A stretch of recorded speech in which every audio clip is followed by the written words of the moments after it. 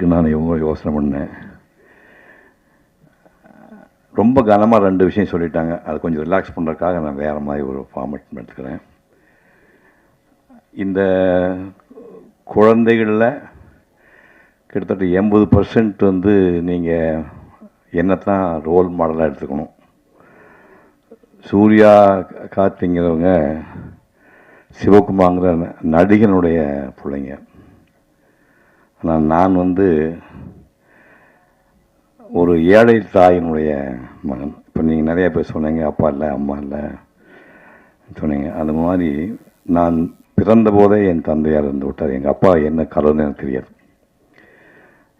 தெரியாது. அம்மாவுக்கு படிப்பறிவு கிடையாது. ஒரு வானம் பார்த்த பூமி ஒரு 8 ஏக்கராக வச்சுட்டு போயிருந்தார். அது கூலிக்கு 4 ஆளை வச்சுட்டு அம்மாவும் கூலி வேலை செய்வாங்க. பருத்தி செடி எத்தனை பேர் பார்த்துருக்கீங்க? கிராமப்புறத்துக்கு வந்து கை கொடுத்து காட்டுங்க. பருத்தி செடி, அந்த பருத்தியில் வந்து எங்கள் காலத்தில் கருங்கண்ணி கம்போடியான்னு 2 குரூப் இருக்கும். கருங்கண்ணிங்கிறது செம்மண் நிலத்தில் விளையக்கூடியது, கம்போடியாங்கிறது கரிசல் மண்ணை விளையக்கூடிய ஹைடெக்கு பருத்தி. அது இந்த செம்மணத்தில் கருங்கண்ணி வந்து பருத்தி எடுத்து முடிஞ்ச உடனே அந்த காஞ்சி போனால் அதுக்கு வேலை மாறு, பருத்தி மாறுன்னு சொல்லுவாங்க.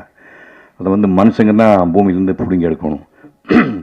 ஒரு 6-7 பேர் வந்து அதை கூலிக்கு பிடுங்கிட்டு இருக்கும்போது எங்கள் அம்மாவும் கூட போய் பிடுங்குவாங்க. அந்த சாயங்காலம் வரைக்கும் நீங்கள் பார்த்தீங்கன்னா ரஃபாக கணக்கு போடுங்க, ஒரு 10,000 பருத்தி மாறு நீங்கள் சாயங்காலத்தில் எங்கள் அம்மா பிடுங்கி ஆகணும்.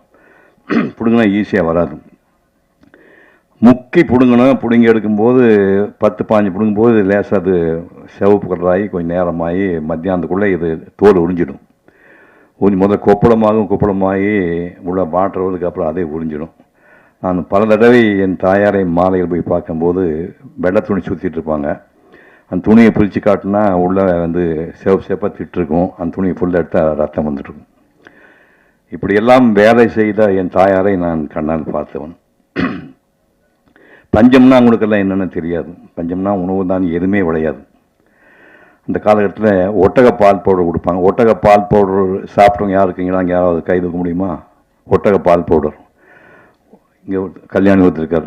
ஒட்டக பால் பவுடர் ஒன்று கொடுப்பாங்க. அதை வந்து ஹாட் வாட்டரில் போட்டு கொஞ்சம் சர்க்கரையும் போட்டு குடிக்கும்போது அந்த கவுச்சி வரும், அந்த ஒட்டகத்தோட நாற்றம் வராது. நான் குடிச்சிருக்கேன் ஒட்டக பால் பவுடர். இதுக்குமே வசதி இல்லாதவங்களுக்கு ஆத்தோரம் கற்றாழைன்னு கிராமப்புறத்தில் மக்களுக்கு தான் தெரியும். கற்றாழையில் அந்த இலைகளை வெட்டிட்டிங்கன்னா கீழ்ப்பு அடியில் வந்து ட்ரங்க் இருக்குது, அடி மரம் இருக்கும்.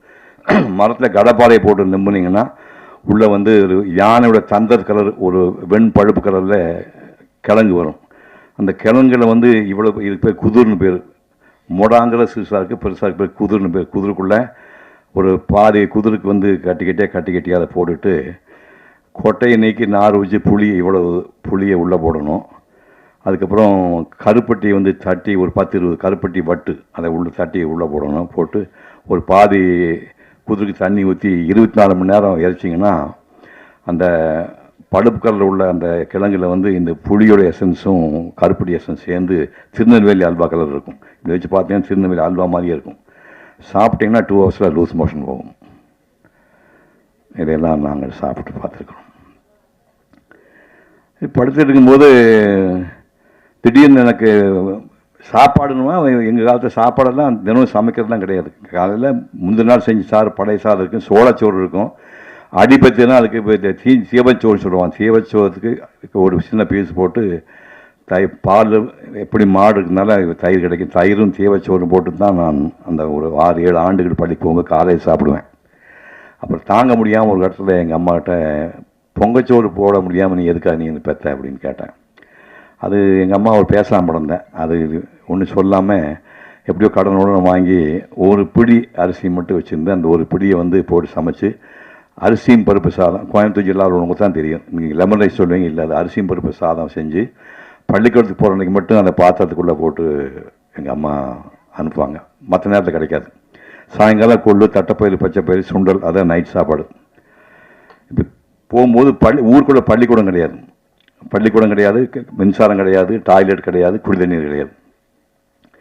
பக்கத்தில் ஒரு கிலோமீட்டர் தூரத்தில் ஒரு ஊரில் போய் படிக்கிறோம்னா அங்கே வந்து தனியார் பள்ளிக்கூடம், ப்ரைவேட் வாத்தியார் ஒருத்தர் இருக்கிறாரு, கல்யாணசாமி நாடு இருந்தார். ஊருக்கு கோயிலை விட்டு தனியாக மொட்டமே ஒரு மொட்டை மண்டபம்னு ஊருக்கு நடுவில் ஒரு மண்டபம் வந்துச்சு. அந்த மண்டபத்தில் வந்து தரைப்பகுதி இந்த ஹைட் இருக்கும், பூரா தூசி பறந்துட்டு இருக்கும். ஸ்கூலுக்கு வர வழியில் வந்து மாடு சாணம் போட்டுருக்கோம். சாணத்தை வந்து ஒரு கூடையில் நாங்கள் அள்ளிட்டு வந்து அதை அப்படியே கரைச்சி விட்டு முதல்ல சாணம் போட்டால் சாணத்தில் புகை வரும். சாணம் போட்டு பார்த்துக்கினேன் நீங்கள், மாடு சாணம் போட்ட உடனே அதில் ஒரு புகை வரும். அது பாரு அந்த அம்மா பார்த்துக்கங்க. சாணம் போட்டு அந்த புகையோடு அந்த சாணத்தை எடுத்துகிட்டு போய் கூடையில் போட்டு பிசைஞ்சு கரைச்சி அதை வந்து மெழுகி விட்டு அது காஞ்சதுக்கப்புறம் அதுதான் உட்காந்து ஒரு 30 பேர் நாங்கள் படித்தோம். அப்படி 1ஆம் கிளாஸ்க்கு 1 ரூபா, 2ஆம் கிளாஸ்க்கு 2 ரூபா, 3ஆம் கிளாஸ்க்கு 3 ரூபா, 4ஆம் கிளாஸ்க்கு 4 ரூபா, அப்புறம் 5ஆம் கிளாஸ் நேராக ஸ்கூல் பள்ளிக்கூடத்துக்கு போகணும். அந்த காலத்திலேயே வந்து ஒரு மேத்ஸில் ஜீனியஸாக இருந்தவர். நான் பல இடங்களில் இந்த கதை சொல்லியிருக்கேன். எங்கள் பசங்க கோச்சிக்குவாங்க, இது எங்கே போனால் இதையே சொல்லிட்டுங்களான்னு. இருந்தாலும் பரவாயில்ல, மன்னிச்சுங்க, இங்கேயும் சொல்கிறேன். ராம்ஜியாக சொன்னால் சந்தோஷமாக இருக்கேன். காலரைக்கால் காசுக்கு 4 அரைக்கால் கத்திரிக்காய், 1 காசுக்கு எத்தனை கத்திரிக்காய்? இது இப்போ நான் சொல்கிறீங்களா? காசு வச்சுருக்கேன் ரெடியாக, காசு வச்சுருக்கேன் சொன்னீங்கன்னா அது பாருங்கள், 1000 ரூபா கொடுக்குறேன். காலைக்கால் காசுக்கு 4 அரைக்கால் கத்திரிக்காய், 1 காசுக்கு எத்தனை கத்திரிக்காய்? இந்த கணக்கெல்லாம் 4 வயசுக்குள்ளே போட்டு 4ஆம் கிளாஸுக்கு முடிச்சுட்டு அப்புறம் அங்கே போனோம்.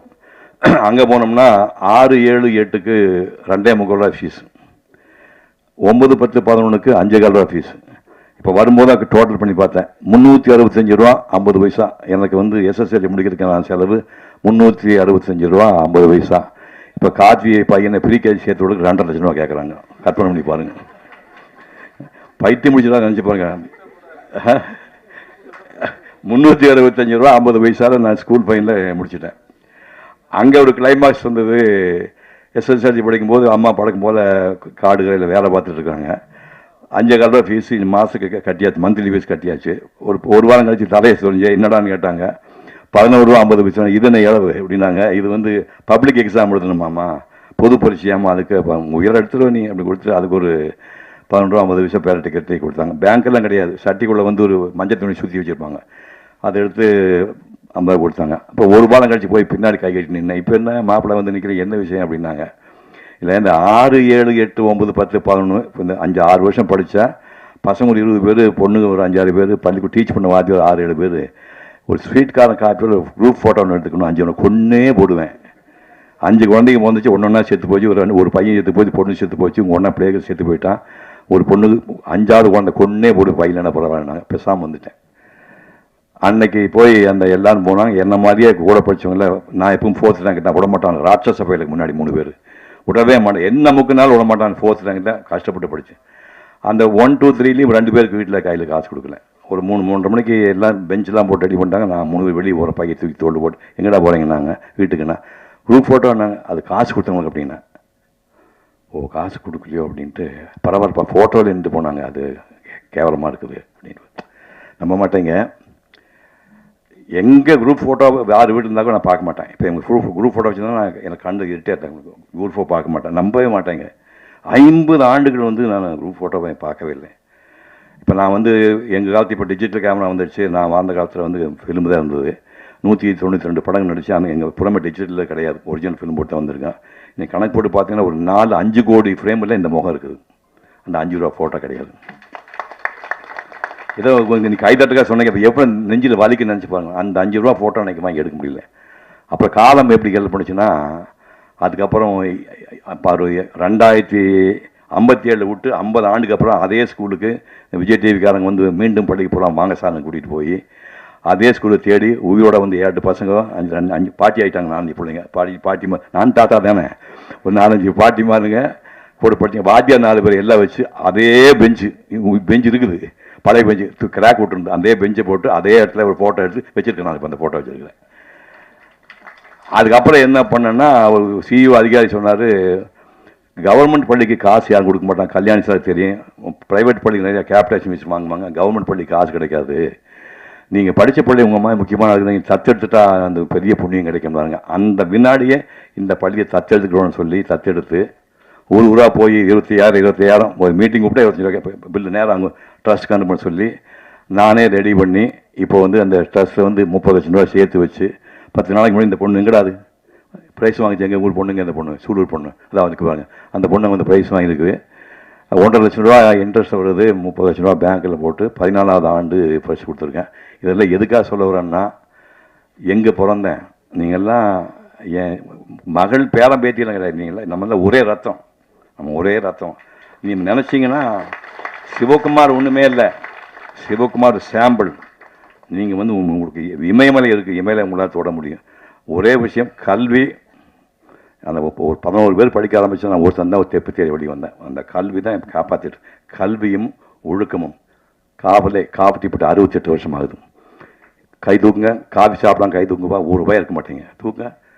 பரவாயில்ல, 2 மணி கை தூக்குறானுங்கடா. அடடா அடா மகனே ராஜா, காஃபி வீட்டில் போட்டுல இல்லையா?